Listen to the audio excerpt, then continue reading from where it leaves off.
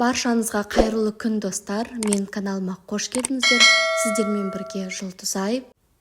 Бүгін сіздермен ортасы шикі болмайтын лүпілдек керемет оладьидің рецептісімен бөлісетін боламын.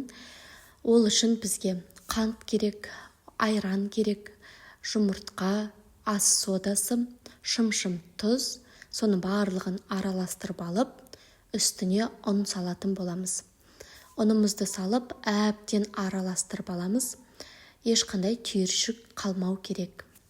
Үйге кісі келіп қалған жағдайда немесе шайға жақындарыңызды қуантқыңыз келсе, онда осындай бір жұмыртқадан жасалатын, дәмі тіл үйіретін пышный оладьиларды 5-ақ минутта жасап тастауыңызға болады.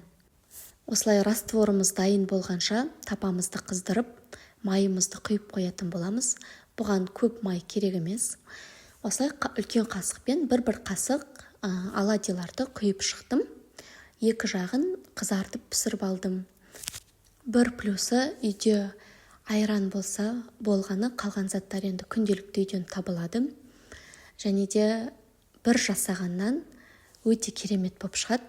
Байқағандарыңыздай аударған кезде есе ұлғаяды. Қазір ортасын сіздерге видеодан көрсететін боламын. Өте пышный болып шығады. Рецепт ұнаған жағдайда менің каналыма подписаться етіп, комментарий жазып, лайк қойып кетіңіздер. Каналымда тағы да панкейкидің да рецептісі бар. Егер майлы құймақтар жемейтін болсаңыздар, каналдан керемет панкейкидің да рецептісін таба аласыздар.